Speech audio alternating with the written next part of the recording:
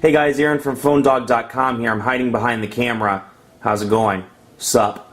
And I'm here with the Google Nexus S or Samsung Nexus S, depending on what you want to call it. It's Google's second device. And this video, the purpose of this video is to focus solely on the improvements in Gingerbread or Android 2.3, which is what comes on the Google Nexus S. If you want to see the unboxing, be sure to check that out on PhoneDog.com or at YouTube.com/PhoneDog. This is just software related, so let's jump into it. Let's take a look at some of the improvements in Android 2.3. First of all, it's a whole new, change-wise, it's not huge. There aren't a huge number of differences between Android 2.2 and 2.3. It's a lot of minor things, most notably a new UI theme.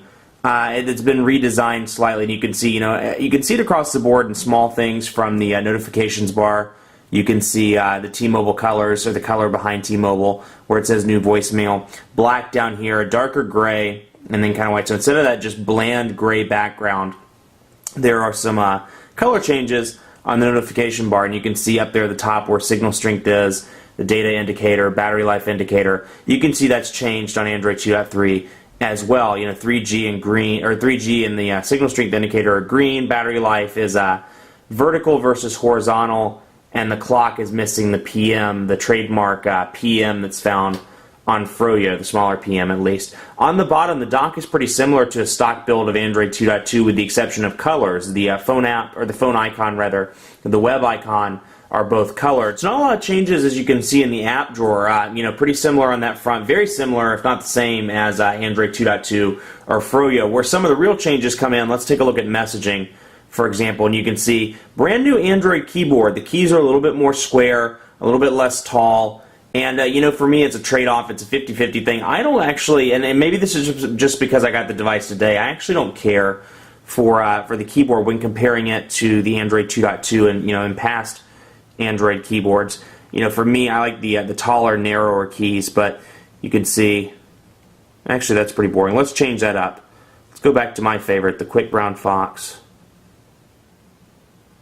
And for me, I had to enable vibrate in the settings because I just couldn't navigate very well without it. The Quick Brown Fox jumped over the Nexus S. So you can see I typed the wrong. It's YHR instead of the. Let's go over to it. We're going to select the word, and you can see the new thing here in Android 2.3. We can highlight.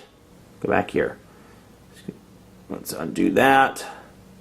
We can highlight, we can select a specific word, and we can expand as well. So you can use this multi-touch screen, so you can use both of those and expand out, and you can delete it all at once. So very cool on that front. So it's a nice keyboard all in all, and that's what it looks like in portrait mode. You can see in landscape mode. Here's what it looks like. It's a decent improvement. Maybe it's one of those things that will grow on me after 3 or 4 days of using the device.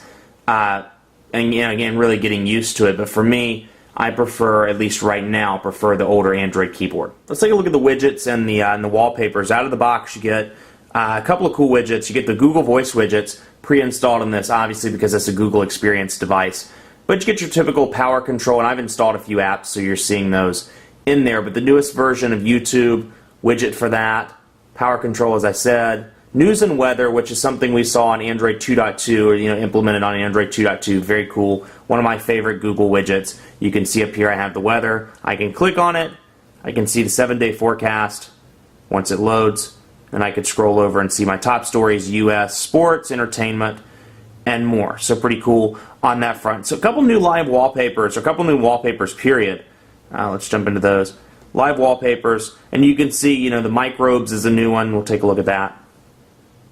New wallpaper there, and then the Nexus one, even though the name sounds the same, it's a slightly revised version of the Nexus that you remember from the Nexus 1. So a little bit different, slight change there. We'll set that as a wallpaper. Why not? I have the screen set on. We'll kill the battery. We'll make it a fun thing. So just have to point out while I'm thinking about it, there's this pretty cool on the transitions front, a pretty cool transition when you power the device off. Instead of just turning off, it's almost like a little TV or HBO type thing. Click it, see how it turned off. Bam. So it kind of cuts down and then shuts off with that little white line. You can see there. So pretty cool on that front. A couple new programs. It's a stock Google device with a stock build of Android 2.3. So the program, on the program front, minus Google Earth, and a couple other Google programs, it's pretty much a stock build. You can see that tags pre-installed. The Nexus S supports NFC or near-field communication, and I'll show you how that works in just a second. But there's that, and then there's the Downloads app as well, or the Downloads folder, where you can go in and see some of the things that you've downloaded, and you can sort those obviously by size. Now, on the topic of that, you can see, and actually it works out well for this device because it's a Super AMOLED display.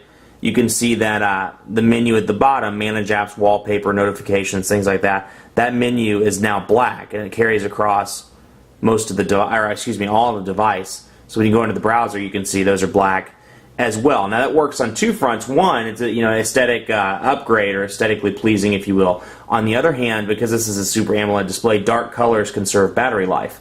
So you can see that long term, not going to make a huge difference, but that will conserve battery life. Even if it's a few minutes, who knows? You may need a few minutes to make a phone call, and that'll conserve it. Let's take a look at the tags here. And Google was nice enough to send over, special thanks to Google, by the way, for hooking us up with the Nexus S unit, but they were nice enough to send over a Google pamphlet here with a NFC chip on the inside, so when it gets close, you can see new tag collected, and it's pointing me to the YouTube site and to the browser, so we'll click on that and it'll load up in the browser. So pretty cool. Again, not something that's widely used in the United States, at least right now, in the next 3 to 5 years. As Google said when the device launched, they're trying to future-proof it, and NFC is just one way of moving towards that. You see a lot of aesthetic changes in Android 2.3 versus 2.2 or any of the past Android versions. You see, for example, when I scroll up and down in the settings, the little orange bar that appears at the top and kind of fades out into the black background, just to let me know I've reached the top and the bottom of the device. You see a lot of those across the board in 2.3. Let's go to messaging, for example. We'll click on how are you. You can see that the text is highlighted orange, and the corrections, or the potential corrections below that, are orange as well. It's kind of an orange and black color scheme going on in Android 2.3. A little bit of a change on that front. Before we sign off, let's take a look at the browser, just to, and this really isn't an Android 2.3 thing, but let's take a look at just some of the speed differences. See how the pinch to zoom works, and kind of a preview for the full review. We'll open up PhoneDog.com. My testing that I've done just today, pinch to zoom, there's a little bit of a lag, but not much, and overall I've been pretty pleased with it. It's running Flash, obviously, and once the page loads, you can see the pinch to zoom is pretty fast, with maybe a little bit of lag, but not much. Double tap to zoom in. Whoops. Double tap to zoom in. Works just fine, and then pinch to zoom in and out on that front. And again, as I said before, all of the menus are black now instead of that kind of drab gray that was on Android 2.2 and past versions. Much more coverage to come of Android 2.3 or Gingerbread on PhoneDog.com, and much more coverage to come of the Google Nexus S or Samsung Nexus S on PhoneDog.com as well. We'll have reviews, written reviews, and I'm sure a dogfight in there somewhere, so be sure to keep it locked on the site. Also, be sure to like us on Facebook, Facebook.com/PhoneDog. We're giving away up to 100 iPads, and you can pick between an iPad, a BlackBerry Playbook, or a Galaxy Tab. So you have a choice on which tablet you want if you're the winner. Very cool, and it's one of several sweepstakes we're doing on Facebook in the coming days, coming weeks, coming months. So be sure to like us. Facebook.com/PhoneDog, and follow me on Twitter, PhoneDog_Aaron, with any questions you have about the Nexus S or any other device that I'm reviewing. Thanks for watching. Keep it locked on PhoneDog.com for continuing coverage. See you next time.